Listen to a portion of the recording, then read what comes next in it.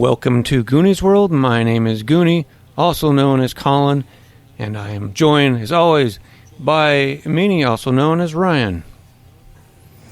Hello. And Loonicorn, also known as Len. Hi. And Johnny Pharaoh, also known as Sean. Hey, everybody. I'm glad to be here. All right. Let's do some role-playing. Nice. Already in character. I like it. So as you, as listeners may be aware, based on the title of this episode, we are going back to the Spirit game that I hastily put together some time ago for a few episodes, featuring two characters who will be making a return in this series. Bing Kingsley, who you just heard, and of course Bart Garfinkle, the cryptid enthusiast. Is that fair? Well, yes, but he would, use the phrase cryptozoologist, even though that's not a real profession, I don't think. Well, he actually works in a bowling alley, yes. So it's not his profession anyway. No, it's not it's his passion, but, so yeah, Right. enthusiast, Him. that works, yeah. Yeah. He's a cryptozoologist. Come on. And anyway, so in terms of how this all came together, I had some theories that Bing either pitched a potential article. I don't know if it would be to Cream or to some other publication, maybe National Geographic or something, about going and hunting down another Bigfoot, this time, in the Alaskan Triangle, to try to, compare notes with what you saw in Northern California. But I don't know. I don't know if Cream would. No, I think it's actually kind of funnier if he somehow scammed National Geographic into doing it, Yeah. Well, see, I know a guy who knows Glenn Ford, and you don't want to know how, and neither does Glenn Ford want you to know how. So I put two and two together, and I got in with the National Geographic and sponsoring this. And so, of course, they will be expecting, an article when this is all said and done. But of course, I think for Bart, it's just an opportunity to go look for, Bigfoot again. Now, so National Geographic, obviously, they took care of everything. They booked you flights, they booked you a rental car, they booked you a pilot in Alaska to take you around. They booked, I don't know if I just already said lodging, but they took care of that as well. You don't really know. You have plane tickets flying out of SFO. You got a layover, kind of a long layover in Seattle, and then on to Fairbanks. And so I'm kind of imagining us starting, at the SFO terminal, where those cabs, those San Francisco cabs of like the late 70s, early 80s that look like, I don't know what kind of car they were. I should have looked this up and done some research. But they looked like they were probably from the 50s or something, or because they had like kind of the almost fins, but they had like the green. They were all yellow with like the green at the bottom. I don't know if anybody even knows what I'm talking about. But I don't know what you're talking about, but I never really take a look at the cab. It's usually in the dark, and I'm usually stumbling. But some retro lines is what you're saying, which I can dig. Hey, it's the 70s, so we're all about the retro 50s. Sometime 1970 and or 80X, kind of question mark. Could be a little bit of overlap there. But in any case, I'm kind of imagining you guys, getting out of the cabs, sort of pulling, whatever suitcases out of the trunk,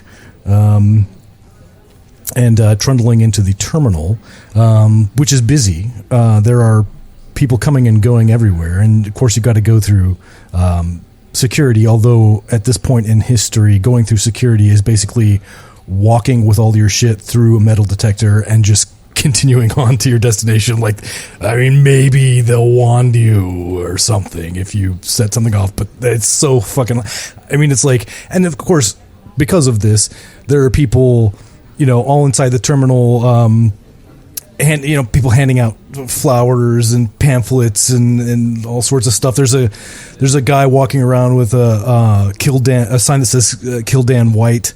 Like, it's very, very busy, and it's very clear that at this point in time there are all sorts of people here who aren't flying anywhere, which is very much unlike what you experience at airports today. And I'm sure there's smoking. Lots of people. Oh smoking. God, yeah. I mean, everybody's smoking everywhere. Yeah, In fact, I'm always really cool to the Moonies, you know, in terms of flowers. I'd like to get a flower for my lapel from the Moonies, and well, I'm gonna bum a cigarette from one of them because I forgot mine. Or yeah, well, and everybody smokes at this point, so of course, yeah, It's true. He'll bum you a smoke, no problem. Anyway, so it's a fairly long walk, you know, to your gate. It's you know, and the flight's leaving in like an hour. It's not like an hour. You got to show up like 2+ hours before your fucking plane leaves. So you know, you find your gate and get situated. Now, I don't know if there's anything in particular you would like to do here. I assume not. But I'm imagining being just sort of, I don't know what he would be doing, just sitting at the gate reading a newspaper is kind of what I'm imagining in my head, although I don't know. Yeah, you know, I like to keep up with the news, you know, but I really don't like waiting around here like a civilian, you know.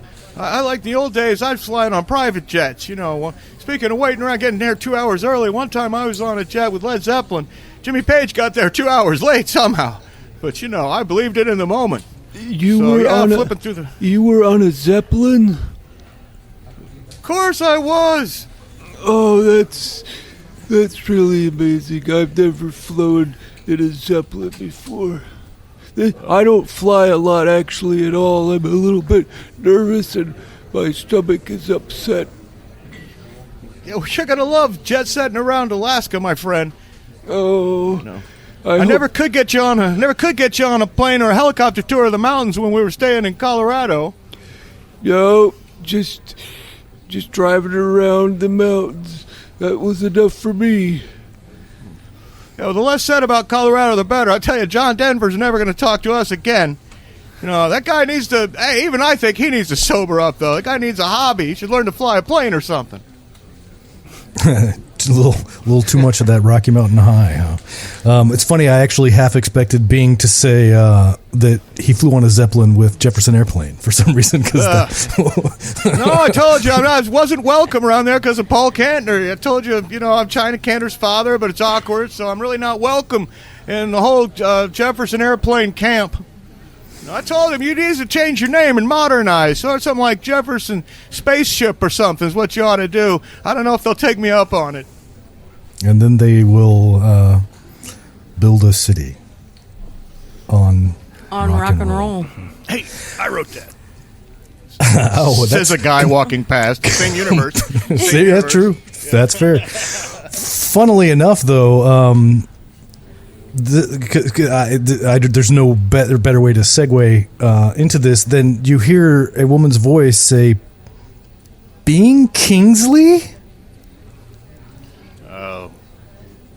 That, no, I immediately, look up and wave without knowing who. Yep, hi, how are you? Before I even see the person and look around. Well, you see someone, you don't immediately recognize them, but there's a woman standing here with an attractive woman standing here with kind of long dark hair, and she's got like this child with her, like a blonde-headed Oh boy. child of maybe 10 or 12 years old. Yeah. Yeah. Hey, kid. Ma'am? Is that you, Bing? What are you doing here? I haven't seen you in so long. Hey, you! Wow, you look so different. I haven't seen you since where was it? What? He has no idea. He has no idea who she is, I think, and he's just desperately trying to get her to give him a clue that'll spark his memory. I'm trying to think, and I've suddenly blanked on a music venue in the Troubadour. Is that in San Francisco? There's a Troubadour, sure. Well, if it isn't, I remember it being somewhere, but it's a lot of it's blurry. The memory's not what it used to be. I'm just curious if if Sean the player has any idea what I'm doing here, or I have a fear, and it's funny because Bing Kingsley's first instinct when he said his name was he had that newspaper. He was going to fold it up, like maybe it was the DEA or Child Support Enforcement or somebody like that. But I'm starting to suspect you might be going with the latter. But she might be going crazy on you. Well, she's got a long way to catch up if she wants to go crazy. That's me. Oh, I think I see what you did there. Well, it's nice to see you, Bing, but I'm just flying China here to go see her dad. Oh my God! Okay, now I see what you're doing. Oh, he takes off the glass. I gotta stop wearing these things indoors. Oh, hey, come here, baby, come here. I say to the kid, I want to give the kid a hug if she hugs me. The kid kind of recoils back and looks at who we now, I'm sure, all realize is Grace Slick. yeah, Grace, you gotta, you put on a few. I didn't quite recognize you, and getting a little 80s there with the hair. If it's not the 80s yet, he means that she's getting there. And so, yeah, any more thought to that spaceship idea I pitched you, Space Station Jefferson or something like that? Well, it's not really up to me. I leave that kind of thing up to Paul. But anyway, I just thought I recognized you. But yeah, we've got to fly to Europe. Got to take her to see her dad. Well, maybe she already has. And then there's some little meaningful music. And I'll tell you what, though, let's stop by the gift booth. He gets out his wallet, Here's how I know how to show love. Let's go get some teddy bears and candy bars and coloring books for the flight. What do you think, little China girl? Well, we've really got to get to our gate. Our plane's leaving here and it's supposed to take off here in about 45 minutes. So, all right. Well, sorry, we've got to get going, and nothing's going to stop us now. Let them say we're crazy. That's it. All right. What do they know? All right. Anyway, they hurry off towards their gate or whatever. But I thought I was thinking about having her chastise you for spreading rumors that you were China Cantor's father, but I decided not to do that.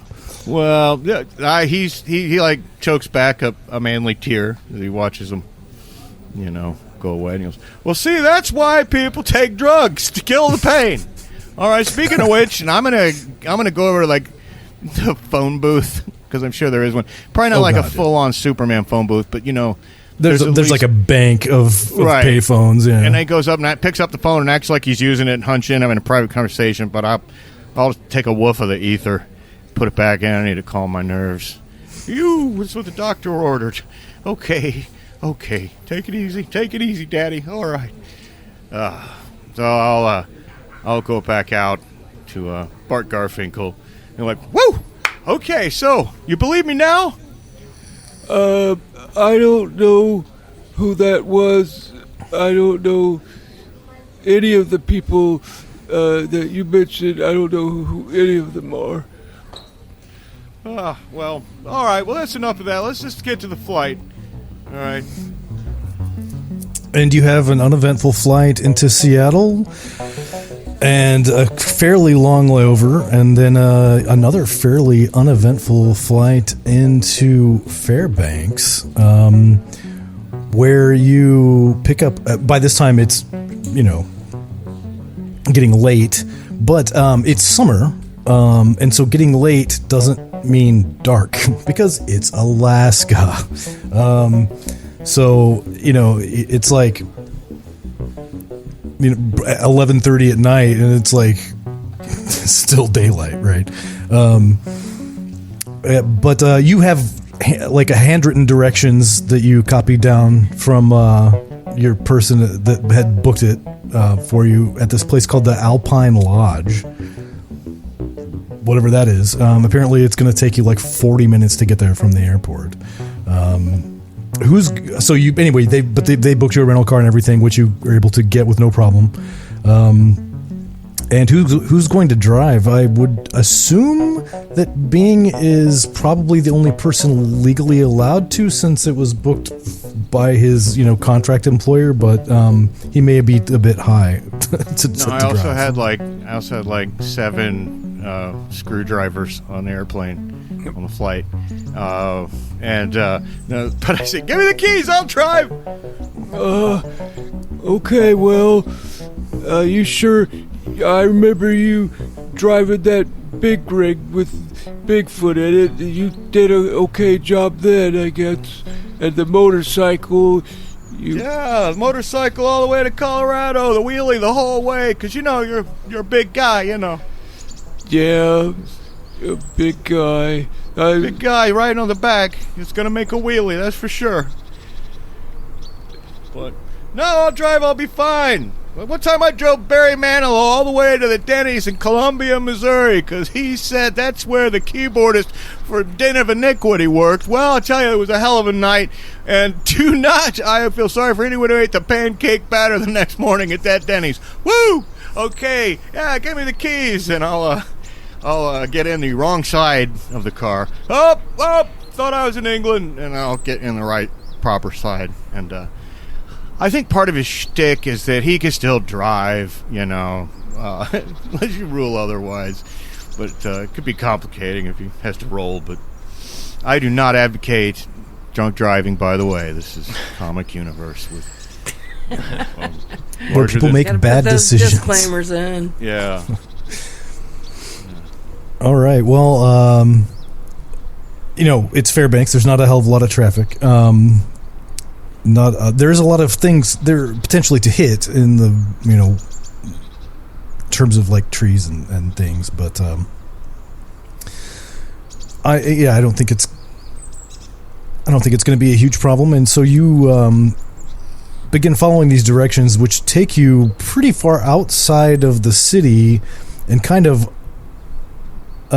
you at some point you leave kind of this main road onto this gravel road that winds up the side of this mountain, doing some switchbacks. And after about 10 minutes on that gravel road, you come to there's it's a fucking log cabin. There's a sign that says Alpine Lodge, and it's good sized, but it's just like a fucking log cabin. You don't even know whether it has running water, plumbing, electricity. No idea. No. I tell you what, James Coburn has a place like this. He keeps over in Idaho, and it's pretty high too. In fact, I hadn't been that high since the time me and Ernest Borgnine picked up Debbie Reynolds and Shirley MacLaine and went to the place just like this one. So I think we're in for a good time here. These places, I bet you open it up, they got it all swanked out inside. Don't worry. Well, it's okay if we have to rough it some.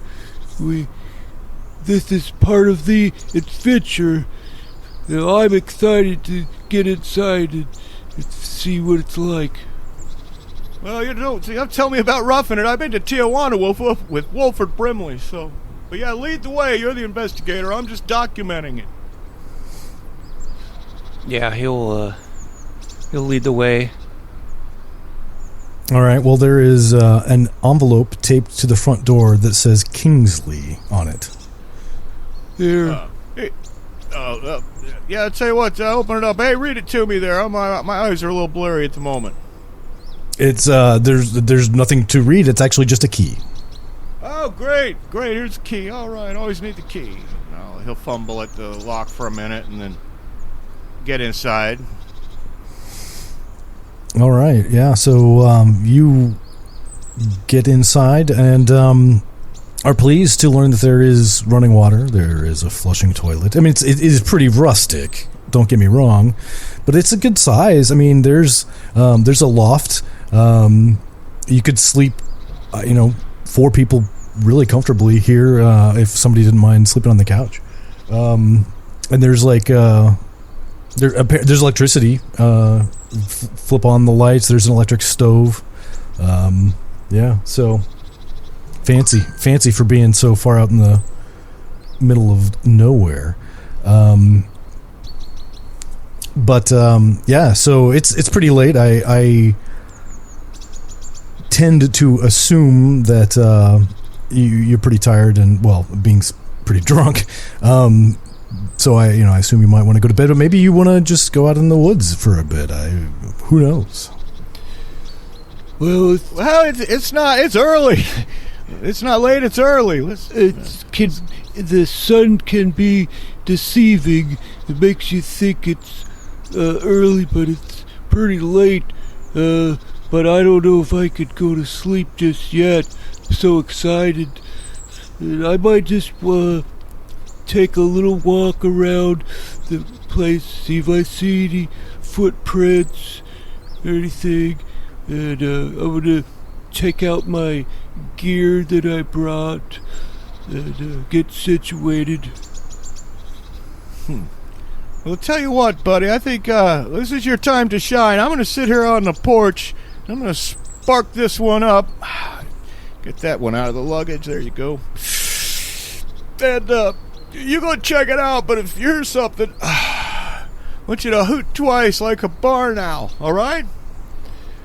No, it's a great signal. It's this trick this kid taught me.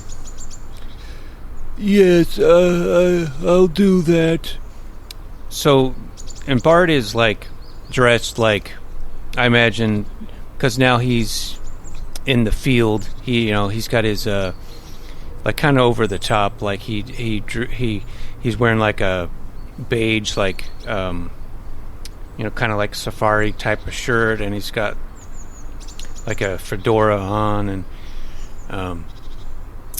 and looking at my old character sheet here, says binocs, camera, tape recorder, pen and notebook, plaster of Paris, hunting knife, and beer mace, which might actually come in handy if there was a time or a place to use beer mace. I think it would be here.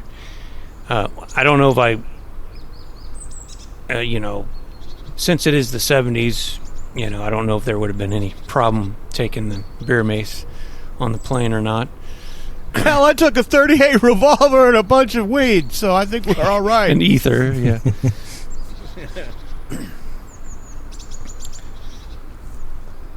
All right, so just kind of looking for footprints, Bigfoot footprints, presumably.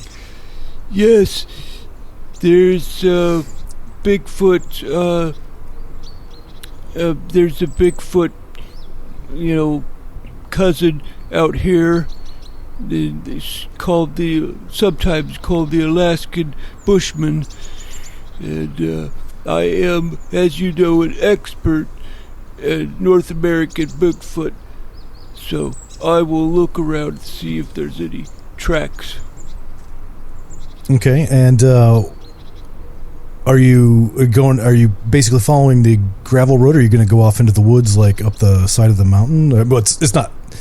I mean, it is a mountain, but it's you're obviously part way up the side of it, and you can climb this hill, or you could go down. Yeah, I think he'll climb up the hill just a little, maybe get a good view of the whole area. Okay, and how far away from the lodge do you intend to get? I mean, because going uphill is or downhill is great, because then that to get back to where you need to get back to the cabin, you just need to go the opposite, up or down than you came originally. So you probably feel fairly confident getting some distance away. I don't imagine you want to get super far. No, I mean, definitely keep the cabin in view, just climbing up a little bit. Okay. Yeah, so you're scanning the ground and looking for so you see plenty of like moose tracks, bear tracks. Don't really see any Bigfoot tracks. But there's definitely plenty of wildlife in the area. Make a perception roll. All right. I failed.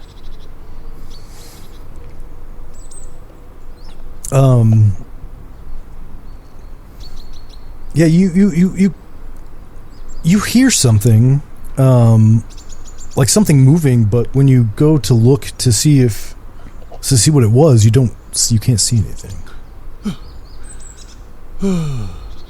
Darn. Probably just a moose.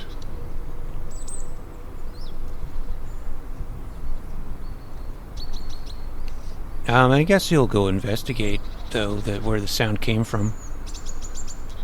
Okay, well, you think it was a little bit further up the hill, and of course, this is pretty, dense forest. I mean, did you bring a machete? It's not quite that thick, but it certainly could. No, he just has that hunting knife, but that wouldn't really work very well, probably. All right. Well, you go another, several yards up this hill, and make another perception roll. Yes, 21. Now you see it, and you see something, and it's some distance away off to your right, but basically at the same, a very similar elevation, just slightly further up the hill. But it's definitely brown and fuzzy, or hairy, but that's all you know. Could it be? Oh, okay, I'm gonna get out my binocs. I was gonna try to look through these binoculars and get a closer look. Yeah. So you pull out your binoculars and get the glass on this patch of brown hair, and it's moving, and it doesn't seem well. I mean, you've seen one other Bigfoot, right? But this doesn't seem. This seems Bigfoot kind of had coarse, roughish sort of hair. This looks soft and fuzzy. But maybe it's just a different species or different, Flurf. And he's basically just talking to himself like, it could be a variant of Bigfoot, or it could be a brown bear. But I know how to differentiate it. and he's gonna try to find like a stick, and try to pick up a good sized stick and bang it on the tree and do some wood knocking, just a couple of knocks on the trunk of a tree and see if it gets repeated. Okay. So how loud are you going to? Like pretty loud? I mean, I assume loud enough that you are ensuring that whatever this thing is hears you. Yeah, and he's a big guy. I've said like 6'5". So he's gonna swing real hard. So it's gonna be pretty loud. Okay, yeah, you whack, whack, whack against this, tree or whatever, and as soon as you hit the first percussive, whack, this thing bolts off. And can I see it any more clearly as it bolts off to identify it? Were you still looking at it through the binoculars? No, not when I was knocking. Well, you definitely when it trundles off, you definitely see what appears to be the ass end of a small bear. Just a bear. Still pretty cool, but not as cool as Bigfoot. Well, I don't know if I want to go traipsing off any further. Better watch Bing and make sure he doesn't choke on his own vomit. I want to say at that moment you hear the 38 go off. Boom! And crack it at night. Yep, I better get back. I run out towards you as you. I was like, hey, I think I heard a Bigfoot. That tree knocking you were telling me about, the distance, I swear. I got really good ears, despite having gone on tour as a roadie with Blue Cheer. They are louder than God, it's true.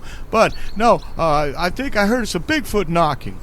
Well, it could have been me, but it could have been Bigfoot, because I made the knocking. But if you heard a knocking, it could have been for another Bigfoot responding to my Bigfoot that was not in my immediate area. But it's hard to determine because of echoes. We might have to search around even more to see. I saw a brown bear, but that doesn't mean there's not a Bigfoot around here. Yeah, well, brown bear, whatever. I tell you, I say it's about time we hit the sack. I'll sleep in the loft, all right? Of course, last time I slept in a loft, it was all with all the members of the Hollies. Graham Nash rolled over in the night and touched my junk. I said, buddy, I'm flattered, but I prefer Alan Clark. Anyway, though, my mind's wandering. I don't think we can go out and explore tonight. Yeah, I guess that's probably true. Yeah, we better pack it in for the night. Are we gonna take watch? 'Cause we might have to with bears and Bigfoots around. By the time you finished that sentence, he had already walked inside. Well, I guess I'm gonna take watch. I've got my bear mace ready. But he'll probably, since I doubt Bing's gonna ever wake up, he'll try to stay. Bart will try to stay awake for a while, but I'm sure he'll pass out eventually as well. Yeah. So he's taking watch outside? Well, maybe on the porch, if it has a porch. Sitting out there, and then, like, once I can see him kind of, falling asleep, and then waking up a little later, and then going inside and falling asleep on the bed. Well, sounds good to me. Well, your watch passes pretty much without incident, other than, the occasional critter flitting by, but none of them are Bigfoots. So, yeah, you go to bed with the midnight sun still streaming in through the windows. It does eventually actually get kind of dark-ish for like a couple hours. Yeah. And then stops being dark again. So it is already fully daylight whenever you wake up, which it doesn't really matter what time it is, but you have to. It's kind of annoying that they booked this place so far out because, you have to drive all the way back into the city, to meet up at the airfield. Obviously, you're not going back to the international airport. That's not where the old bush pilots tend to fly out of. But just south of there, there's a metro field that you can, where you are scheduled to meet up with your pilot. Yeah, I guess probably this morning. Ironically, I'm up early. He can handle this. Yeah, get up, Bart. Got your coffee right here. Made some pancakes. And, get up. Wakey, hands off, Snakey. Let's go. Time for adventure. Did you go to the airport? There's no steaks in Alaska. I have no idea what you're talking about, but yeah, but that's not unusual. It's too cold for steaks. Oh, I thought you said steaks, like there's no steaks in Alaska. No, I'll tell you. There's plenty of steaks, I'm sure. I could use a steak for breakfast. Well, I got no steak, but I got a hell of a pancake right here. Here you go. Tell you where there's no steaks, Jack Cassidy's house. Guy invited me over for a barbecue, just like a vegetarian play. Then the guy falls asleep smoking a cigarette on the couch. I left. I don't know whatever happened with that. Anyway, we need to get to the airport because, National Geographic assured me, I requested specifically in my notes what a badass bush bitch to help us out. So I'm hoping that at the airport we can meet this bush bitch. Oh, it's a female? I can't talk to women at all. I just clam up. I don't know if I could. I'm gonna go home. I'm gonna book a flight back to Jupiter Springs. I can't talk to women at all. I'm gonna slip some sedative into his pancake syrup. I would like to assume I've got like some. I'm not sure when Xanax can. I got some barbiturates. Some light. Mother's Little Nerve pills, kind of. Xanax was definitely around in the 70s. I think that's about the time it came out. Yeah, I'm going to dose him just to calm him down, just to take the edge off. Quarter milligram. Just do a little quarter milligram. He'll be fine. We're going to start early. We're going to start low. Start low dose. But yeah, I'm going to do that. All right. Well, I assume that will take the edge off of Bart's anxiety. Yeah, sure it would. But just as you are finishing up breakfast, there is a knock at the cabin door. Bigfoot?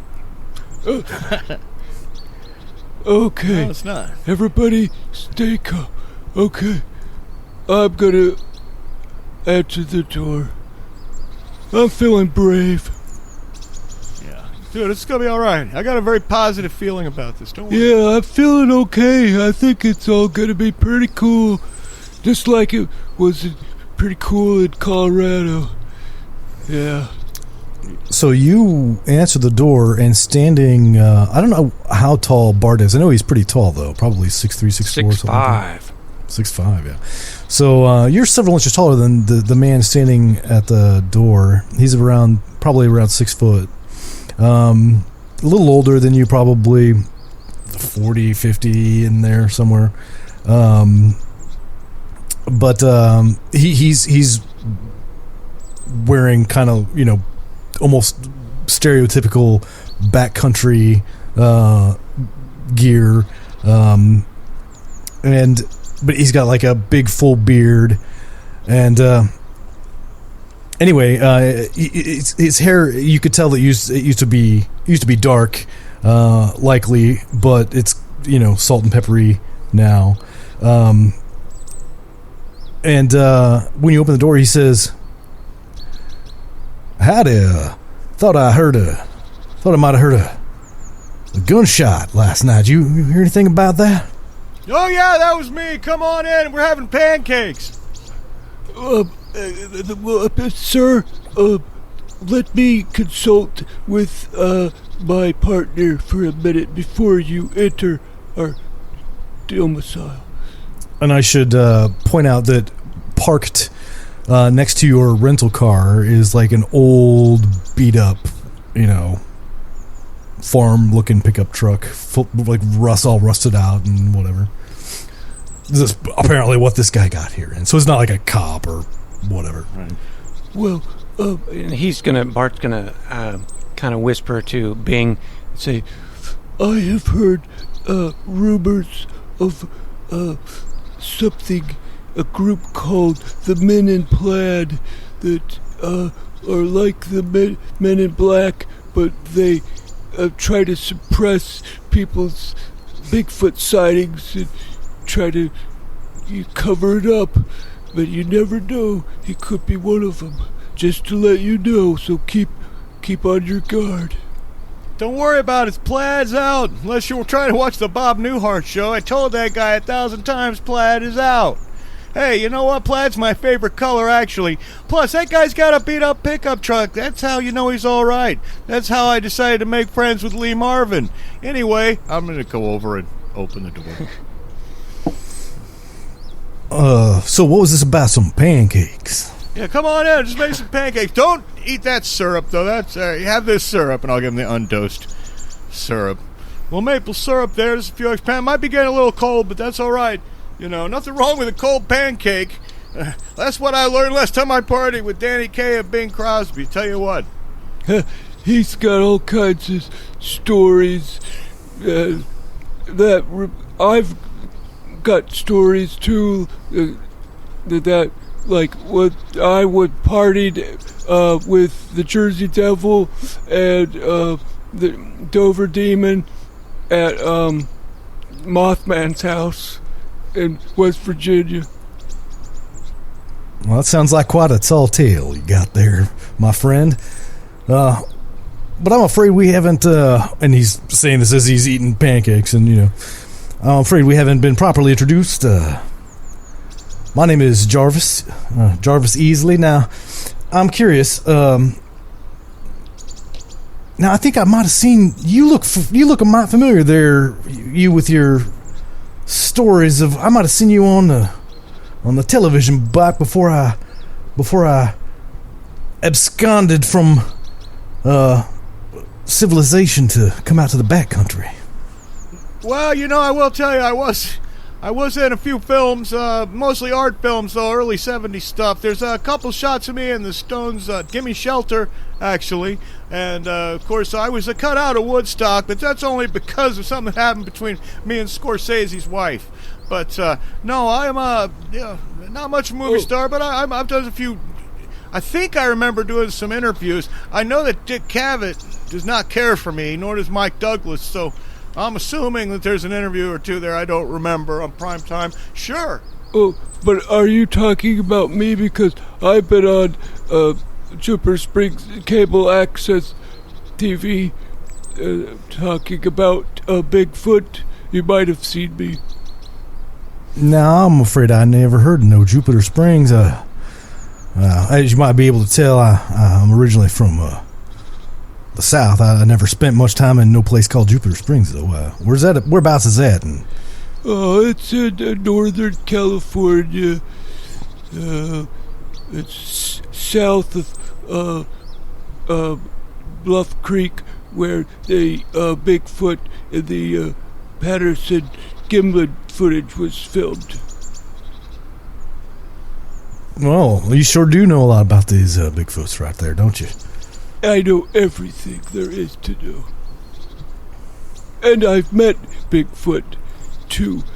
But nobody believes me, but I met, it was a female Bigfoot. Wait, I should be saying this. You could be. I don't even know who you are. Well, like I said, my name is Jarvis Easley, and I retired up here in the backcountry because this is where, well, I just feel like it's God's country, don't you know? Well, it's beer country. It might be Bigfoot country. I thought I was in God's country once. Turned out it was just Douglas Fairbanks Jr.'s back 40. So, Mr. I'm sorry, I don't think I got your name, did I? Oh, Mr. sorry, name's Bing Kingsley. I'm doing some work for National Geographic. I'm, writing up this investigation here. We've seen all kinds of crazy stuff. But, yeah, sorry, that was me who shot the gun last night. I thought I heard a Bigfoot knocking, and so I shot the gun in the air to alert my pal. Oh, I see. All right. I guess if that's the best way you got to alert your pal, then I imagine that's just the kind of thing we do out here in the bush sometimes. So, yeah, well, I thought about turning the car stereo up really, really, really loud, but the only thing in there is a Blue Oyster called 8-track, and I don't like them. all right then. Well, I just come down here, and he says as he's finishing up his pancakes. I just come down here to check on everybody, make sure that everybody was all right. Now, I'm far enough from civilization out here that had somebody been shot. It would have been quite a long trip to get him to treatment, and also just making sure everybody's okay. And it seems like everybody is. So, thank you very much for the pancakes. Hey, you're welcome anytime. Before you go, have you seen any sightings of any strange creatures around here? Well, so I've only been here a short time. I just recently retired and moved into this rustic cabin just a ways up the hill here, and in that relatively short time that I've been here, I have seen, well, I would say quite a few interesting things. Lights flashing in the sky and funny noises that I can't track down or explain. But one of the things I have not seen, unfortunately, my friend, is a Bigfoot. Well, we are going to be going to all kinds of places in the Alaska Triangle, so perhaps we will see a Bigfoot or any other manner of strange phenomena that occurs there. Yeah, I might want to come back and interview you later about the strange lights, but we got a date with Badass Bush Bitch. Well, if I was you, I would not keep a badass bush bitch waiting. So I'm going to head back up to my... We've already kept her waiting for 48 minutes. Word. Sorry. Anyway, I'm going to get in my pickup truck and head on back up to my cabin up there up the hill. And thank you all very much again. And maybe run into you some other time, he says, and leaves. Unless that guy gets abducted by aliens, I say, I'll drive, give me the keys. And being make a... I don't think Bart has any chance of this, but being make a perception roll. All right. My perception is very high. It's a 71, I think, and I rolled a 13. Yeah, succeed with many, many, many, many, many degrees of success. Even under the beard, that dude looked familiar. Tell you, the last time I saw a guy wearing a fake beard was at Carol O'Connor's birthday party. He was trying to teach me how to tap dance. I was all hopped up on benzo, so I don't remember it very well. But anyway, Carol O'Connor can cut a rug for a big fella. Anyway, yeah, you get the feeling that that fella seemed familiar. Didn't he ring any bells at all now that I bring it up? Well, not familiar to me. But, as I said, he could be an undercover operative of some, special access program that is in charge of the controlling the Bigfoot narrative. Well, Maybe so. Maybe I'll remember if I put my thinking cap on, I say, as he lights up another big one as he pulls out, in the car to drive to the airport. Yeah, well, it's just so hard because it would have been years since you possibly saw this person and they looked completely different. It's David Crosby. I knew it. No. It's Elvis. It's totally Elvis. Well, when you said thank you very much, I almost made an Elvis joke. Yeah. Oh, shit. It would have been funny if you had. Okay, wait a minute. Okay, I'm sorry, I'm doing this. I say, wait a minute. He slams on the brakes. Turns around, and he starts to drive back. He's like, wait, no. Mission comes first. All right, we're talking to that guy later, that's for sure. You know what I just realized? That's the big fella. That's the king. That was Elvis. You're retired up here. Thank you very much. I can't believe I didn't notice it. I can't believe he didn't recognize me, motherfucker. Of course, then again, that guy was wasted at that party. It was that party with Aunt Margaret I mentioned earlier. Oh, she was riding him in the back.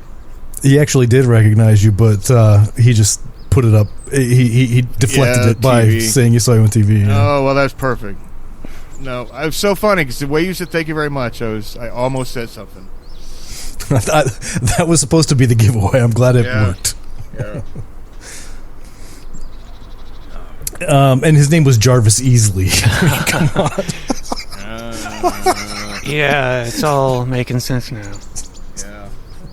Anyway, so you guys head off back down the hill and onto the main road, and eventually back into the city.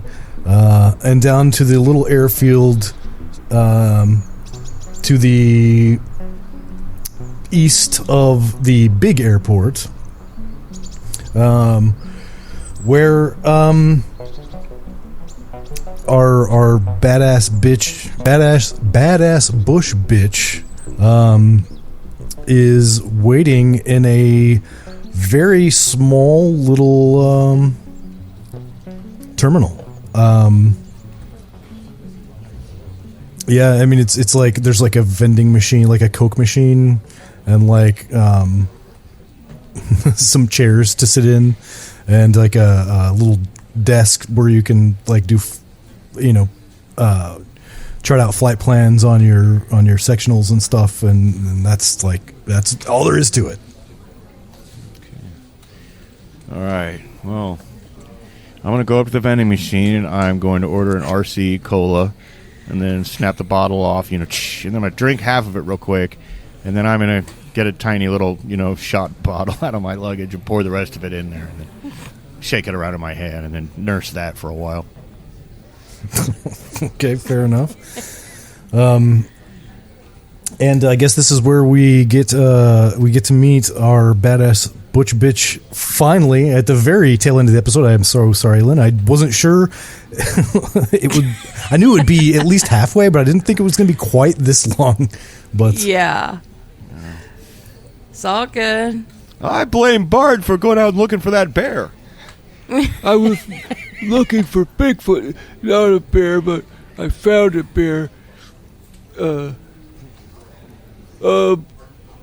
assuming have we gone up to this pilot yet? Yeah, let's go up to her.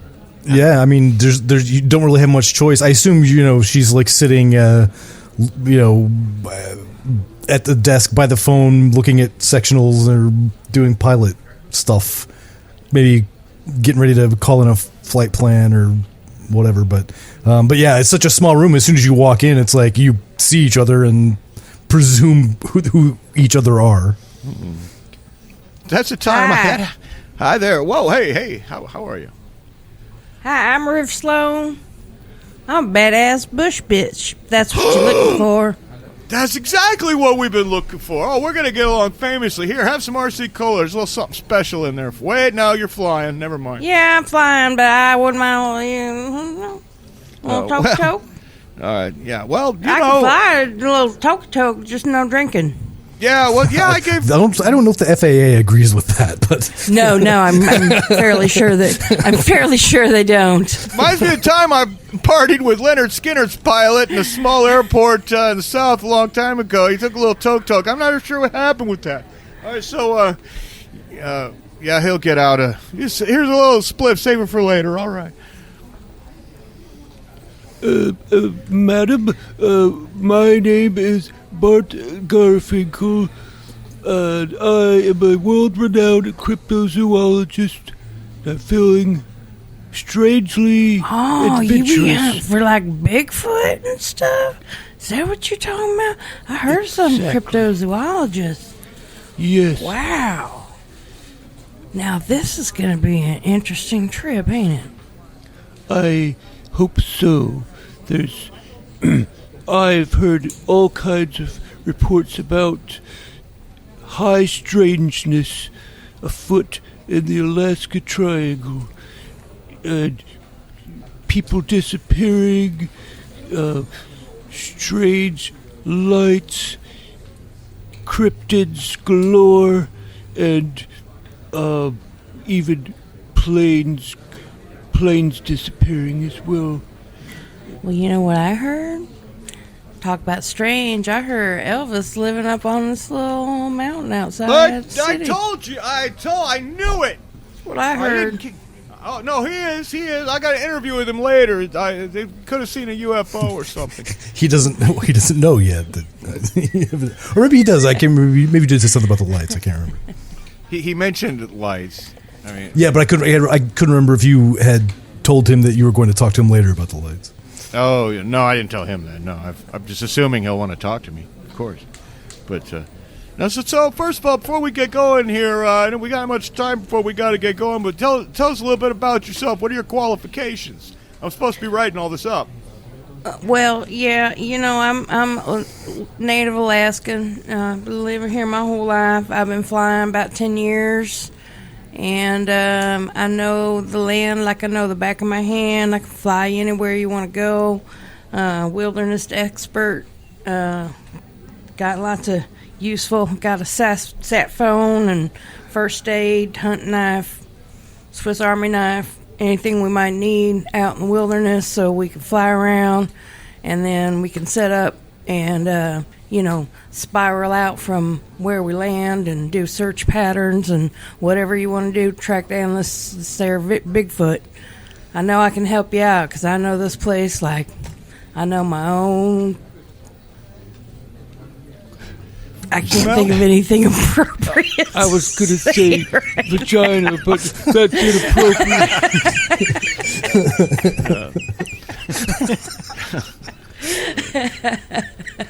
Heck yeah, it's inappropriate. Boy, I've seen Robert Wagner get kicked out of a party for saying that. I normally don't ever act like this, but I don't know, something just strange going on. It must be this Alaska Triangle.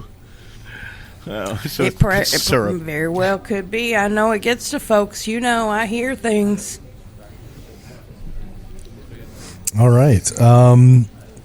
Well, unfortunately, I mean, at this point, obviously, you've had an interesting run-in with someone who may or may not be Elvis, who talked about some weird lights and stuff, but you don't really have any leads at the moment on where you might want to go.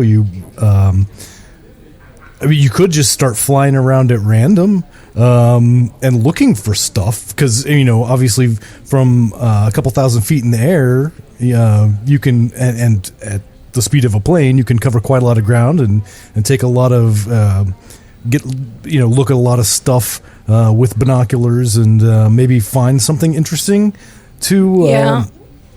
Or, I mean, is it possible just from living here for forever that I've heard reports and can kind of scope out on a map where I might think would be a good place to get started?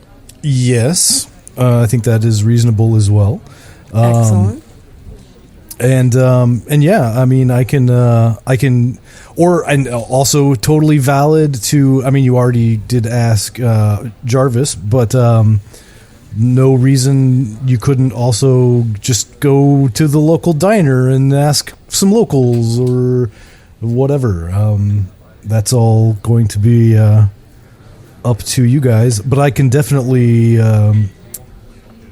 shoot some some things that you have seen flying around that looked like they might be interesting to investigate. Excellent. Yeah, you consult your notes. You consult your notes. I'm going to be in the airport bar. There is no, unfortunately, airport. There ain't no airport bar except what you got in your bottle there, honey. Now, see, this is why people hate Alaska. Yeah, it might be. Might be one of the reasons. And with that, I guess we'll have to wait until the next episode and see exactly where the hell you guys go and what kind of shenanigans you get up to. All right. Hey everybody, if you like our podcast, don't forget to leave us a good rating and or review on Apple Podcasts, Podchaser, Spotify, or wherever you're able. Subscribe to us on YouTube, follow us on Twitter at Goonies_World, and check out our website at GooniesWorldPodcast.com. Email us at GooniesWorldPodcast@gmail.com. Thank you for listening.